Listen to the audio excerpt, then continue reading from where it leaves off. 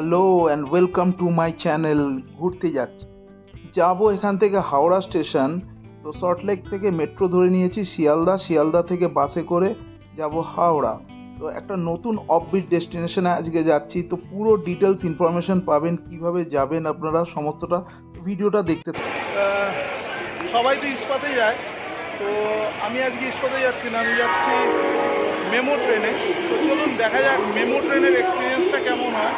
এই মুহূর্তে আমি হাওড়ার 11 নম্বর প্ল্যাটফর্মে দাঁড়িয়ে আছি, পেছনে ঢুকছে মেমো। তো চলুন দেখা যাক।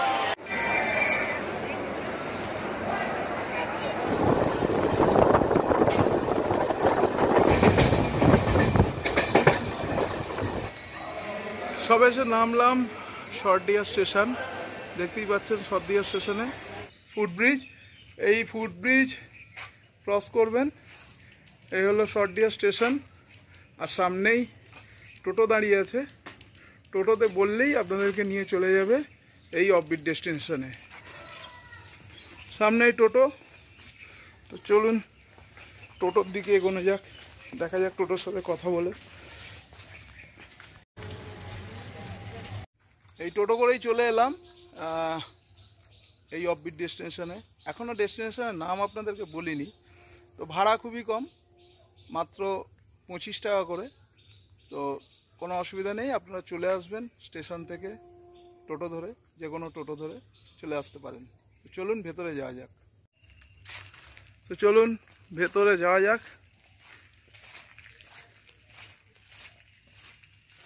পুরো একটা অন্য ধরনের পরিবেশ।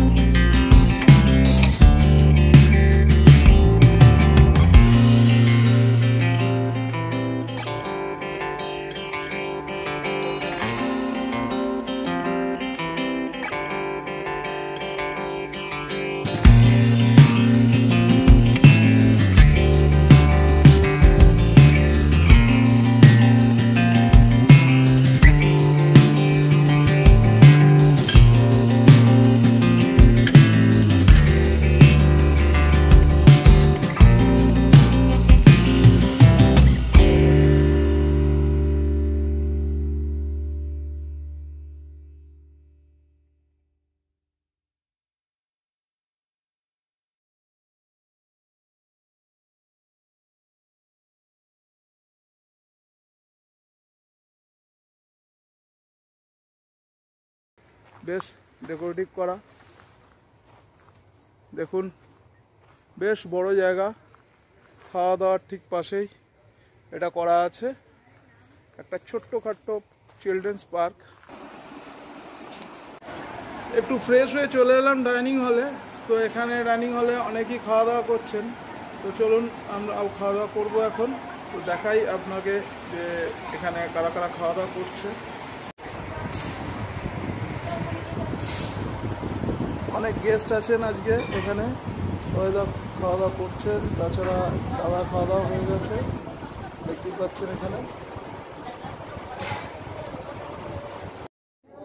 দেখুন ইউনিক ব্যাপার, ঘি, একদম দেশি ঘি, তার সাথে স্যালাড আছে, এখানে আছে সাদা ভাত, তার সাথে এখানে এটা হলো গিয়ে আপনার ভেন্ডি ভাজা, কুমড়ো ভাজা, দেখতেই পাচ্ছেন এটা কুমড়োর একটা পকোড়া টাইপের, আর এটা হলো গিয়ে ভেন্ডি ভাজা, তার সাথে এখানে আছে ডাল, আর এটা হলো গিয়ে পোস্ত আলু, চাটনি আছে, পাঁপড় আছে, তার সাথে আছে পমফ্রেট মাছ।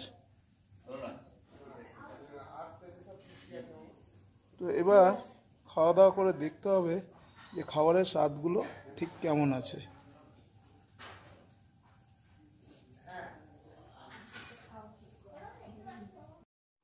খাবারের স্বাদগুলো সত্যি অতুলনীয়।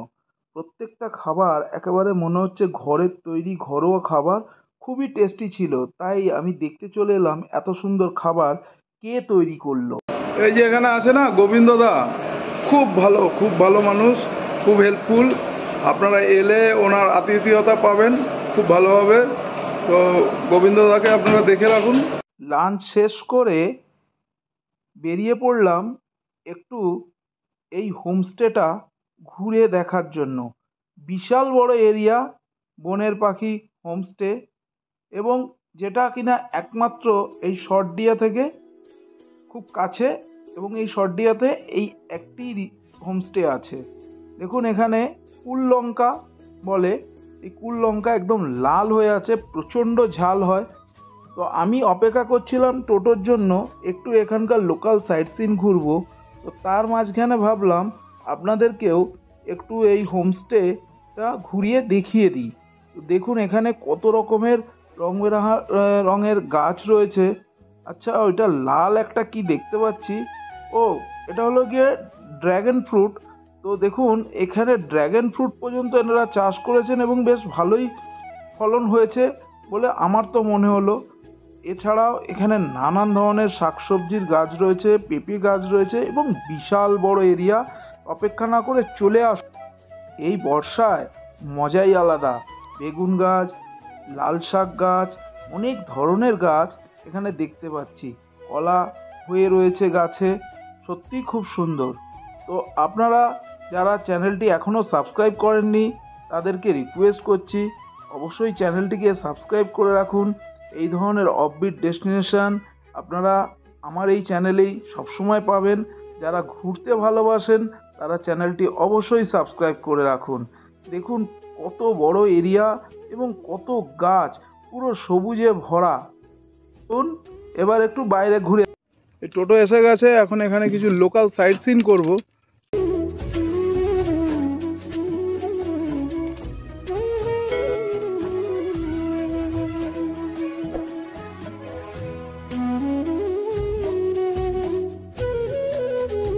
আপনারা অনেকে অনেক দিক দিয়ে দেখেছেন, আমি আজকে আপনাদেরকে যে দিক দিয়ে দেখাচ্ছি সেই দিকটা দেখুন একবার। এই জায়গা দিয়ে খুব কম মানুষই আপনারা দেখে থাকবেন এই কংসাবতী নদী।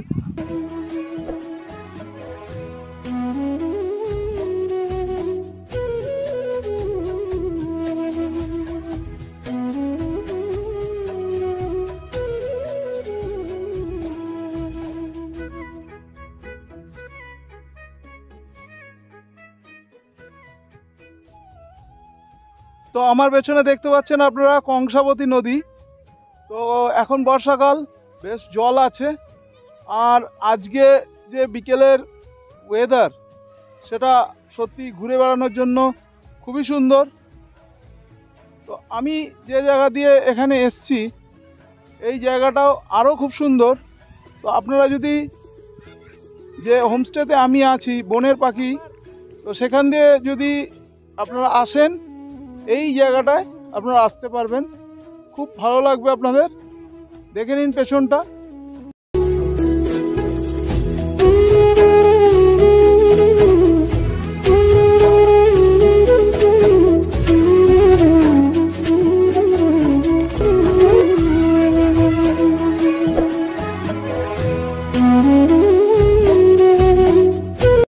সন্ধে হয়ে আসছে, বৃষ্টি মনে হচ্ছে খুব জোরেই আসবে।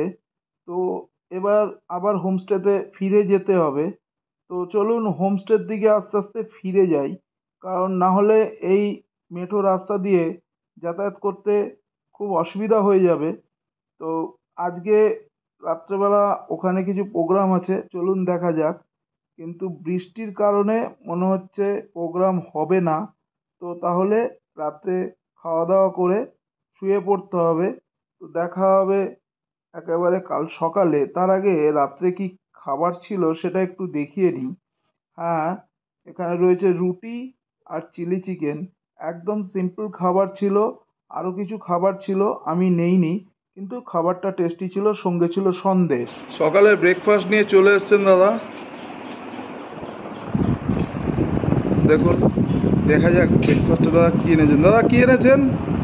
লুচি আর ফালাউন তরকারি। ওয়াও, লুচির সাইজগুলো দেখেছেন? অসাধারণ। সাদা আলুর তরকারি আর লুচি। তো আমি এখন এখানে পেয়ে গেছি বনের পাখির কর্ণধার। তো দাদার কাছ থেকে জেনে নেব আজকে এখানকার এই হোমস্টের ব্যাপারে পুরো কমপ্লিট ইনফরমেশন আপনারা পেয়ে যাবেন। তো প্রথমে দাদা নমস্কার। নমস্কার, আপনাদের সবাইকে জানাই স্বাগতম বনের পাখির পক্ষ থেকে এবং আমার পক্ষ থেকে। তো দাদা প্রথমেই জেনে নেবো যে এই বনের পাখিতে আসতে গেলে কিভাবে কলকাতা থেকে মেনলি আসা যায়, ট্রেন পথ এবং সড়ক পথ, এটা যদি একটু বলে দেন। ট্রেন পথে যদি আসেন তাহলে আপনি হাওড়া থেকে সরাসরি ট্রেন আছে একটি, সেটি হচ্ছে ঘাটশিলা লোকাল। শনিবার বাদে অন্যান্য যে কোনো দিনই 10 বা 15 নাগাদ হাওড়া স্টেশন থেকে ছাড়ে। আমাদের এই স্টেশনটির নাম শর্টডিয়া স্টেশন। এবং যদি আপনি ইস্পাত বা সকালের দিকে ইস্পাত বা অন্য কোনো ট্রেনে আসেন, বা আরেকটি লোকাল আছে সাঁতরাগাছি থেকে, সেটা সাঁতরাগাছিতে 5:40 ছাড়ে। আর ইস্পাতে যদি আসেন, ইস্পাত ঝাড়গ্রামে পৌঁছয়, ঝাড়গ্রাম থেকে তখন এখানে বাস বা অন্যান্য গাড়িতে আসতে হয়। আর যদি সড়ক পথে আসেন তাহলে হাওড়া থেকে বা কলকাতা থেকে সেকেন্ড ব্রিজ ধরে আপনি সোজা বম্বে রোড ধরে আমাদের এখানে পৌঁছবেন। সেখানে 162 কিলোমিটার টোটাল সড়ক পথ। ভায়া খড়গপুর হয়ে আসতে হবে। খড়গপুরে ঢুকতে হবে না বা মেদিনীপুরে ঢুকতে হবে না, আপনি সোজা NH6 ধরে আসবেন। NH6 আমাদের এই জায়গাটি যেখানে NH6-এর সঙ্গে আমাদের এই জায়গাটির যেখানটা স্থান, সেটার নাম বালি ভাষা। বালি ভাষা। আমি বালি এখানকার ভাষা। গুগল লোকেশনটা ডেসক্রিপশনে দিয়ে দেবো, আপনারা সেই লোকেশন ধরে অনায়াসে চলে আসতে পারবেন। আর দাদা যারা ঝাড়গ্রামে নামবে, যদি গাড়ির কথা বলে, তো আপনি গাড়ি এখান থেকে পাঠিয়ে দেবেন ঝাড়গ্রাম স্টেশন, বা ঝাড়গ্রাম থেকেও আমি ব্যবস্থা করে দিই। ঝাড়গ্রাম থেকে ব্যবস্থা করে দেয়। শুনে নিলেন যে কিভাবে এখানে আসতে হবে। তো দ্বিতীয়ত হলো গিয়ে দাদা এখানে বুকিংয়ের কি ব্যবস্থা আছে, কিভাবে অনলাইন বুকিং করতে পারে বা অফলাইন বুকিং আছে কিনা সেটা যদি একটু বলে দেন, বা ফোন নাম্বার যদি দিয়ে দেন।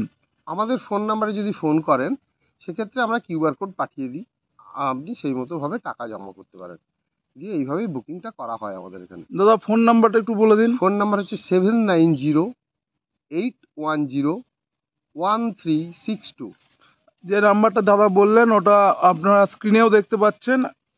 তো দাদা তৃতীয় প্রশ্ন হলো গিয়ে এখানে আপনার গ্রুপ ওয়াইজও আসতে পারে বা কেউ কাপেল চাইলে তারাও আসতে পারে।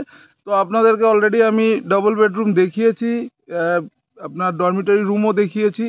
8 বেডেড রুম আছে দাদার কাছে, 7 বেডেড রুম আছে। তো গ্রুপ ওয়াইজও আসতে পারেন। সামনে দুর্গাপুজো থেকে শুরু করে শীতকালে এইখানকার পরিবেশ একদমই আলাদা।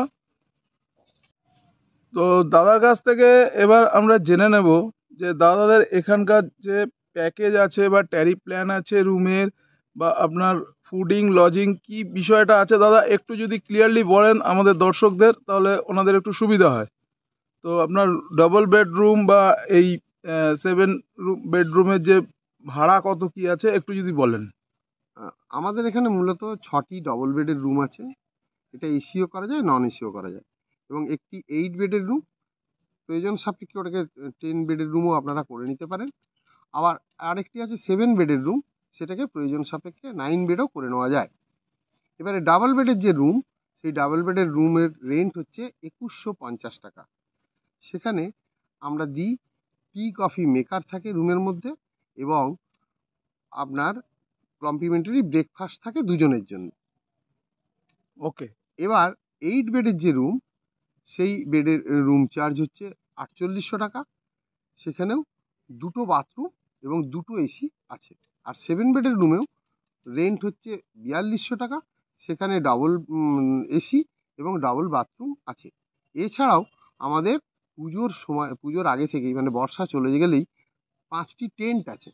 এই 5টি টেন্টের মধ্যে আপনার 3টি আছে ডাবল বেডের টেন্ট, প্রয়োজন সাপেক্ষে সেটাকে 4 বেড করে নেওয়া যায়, এবং একটি আছে 3 বেডের টেন্ট, প্রয়োজন সাপেক্ষে সেটাকে 4 বেড করা যায়। আর আরেকটি আছে 4 বেডের টেন্ট, প্রয়োজন সাপেক্ষে ওটাকে 6 বেড করে নেওয়া যায়। এই ডাবল বেডের টেন্টের ভাড়া 2000 টাকা, 3 বেডের টেন্টের ভাড়া 2800 টাকা, এবং 4 বেড টেন্টের ভাড়া 3600 টাকা। প্রত্যেকটির সঙ্গেই একদম পাক্কা অ্যাটাচড বাথরুম আছে। আমাদের ডবল বেডের ক্ষেত্রে যদি কেউ আসেন প্যাকেজ সিস্টেমে, সেক্ষেত্রে ব্রেকফাস্ট টু ডিনার আমাদের চার্জ পড়ে 1900 টাকা per day per head, AC রুমের মধ্যে। এসি রুমের মধ্যে। ওকে ওকে। আচ্ছা দাদাকে এবার আমি আরেকটা কথা জিজ্ঞাসা করি, আপনারা এখানে কি আনম্যারিড কাপলসদের অ্যালাউ করেন? হ্যাঁ, আনম্যারিড কাপল যদি তার সরকারি নিয়ম অনুযায়ী যা বয়স, সেই বয়সটাকে যদি অ্যাটেন্ড করে এবং সেই সঙ্গে সঙ্গে প্রপার এভিডেন্স থাকে তার আধার কার্ড বা সিটিজেনশিপের ক্ষেত্রে বা যা যা এভিডেন্স দরকার, সেই এভিডেন্সগুলো যদি সাবমিট করে আমরা সেক্ষেত্রে অ্যালাউ করি। তো আপনারা শুনে নিলেন সমস্তটাই বনের পাখির ব্যাপারে। তো দেরি না করে চলে আসুন, এখন বর্ষাকাল, এই ঝাড়গ্রামে এক অপূর্ব সুন্দর সবুজায়ন চারিদিকে চলছে। এটা এক রকমের, শীতকালে আরেক রূপ দেখতে পাবেন। তো আগামী পুজো থেকে শুরু করে শীতকাল সমস্তটাই আপনাদেরকে এই বনের পাখিতে আমন্ত্রণ রইল আমার তরফ থেকে। অবশ্যই চলে আসুন, এবং দাদার মতন সৎ এবং ভালো মানুষ আপনারা কিন্তু সচরাচর দেখতে পাবেন না। তো আপনারা চলে আসুন, যোগাযোগ করুন দাদার সাথে। দাদার ফোন নাম্বার আপনারা তো অলরেডি পেয়েছেন। তো ভালো থাকবেন। নমস্কার দাদা। নমস্কার। দেখা হবে আবার অবশ্যই। আগামী দিনে। আসুন। ধন্যবাদ দাদা। এখন গাড়ি চলে এসছে, তো বেরোবো, যাবো একটু ঝাড়গ্রামের দিকে। বিট্টু ভাই আছে এখানে, বিট্টু ভাই আজকে আমাদের পুরো ঘোরাবে। তো ঠিক আছে বিট্টু ভাই, চলো।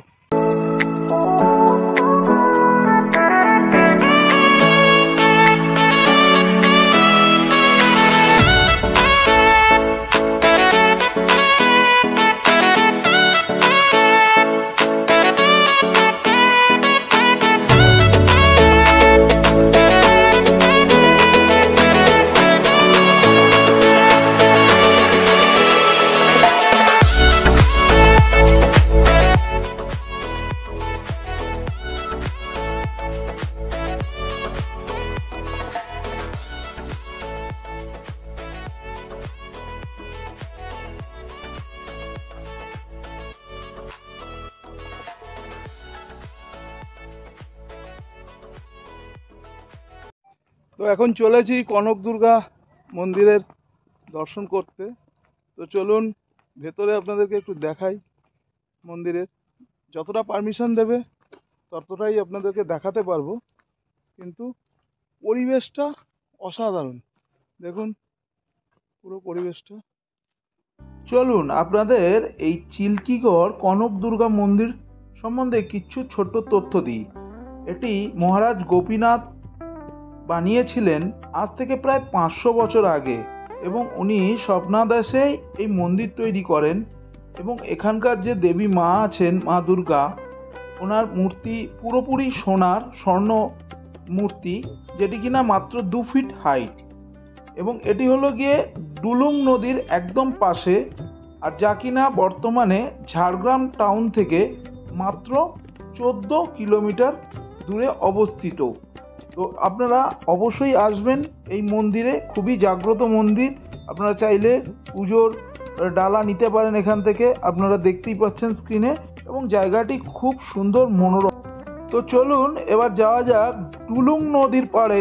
ডুলুং নদীটা কেমন আপনাদের একটু দেখাই। এই জঙ্গলের ভেতর দিয়ে সামান্য গেলেই ডুলুং নদীর পাড়ে আপনারা চলে আসবেন।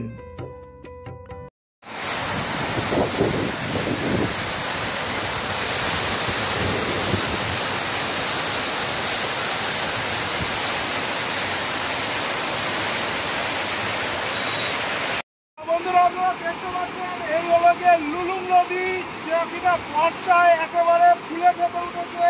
আমার আওয়াজ আপনাদের কাছে কতটা পৌঁছাতে যাই না, কিন্তু আপনারা দেখুন এখানে কি অবস্থা।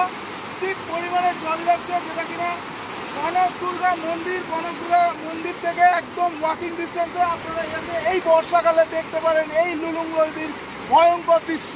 এবার এখান থেকে চলে যাব আমাদের শেষ গন্তব্য ঝাড়গ্রাম রাজবাড়ি। চলুন ঝাড়গ্রাম রাজবাড়ির দিকে যাওয়া যাক।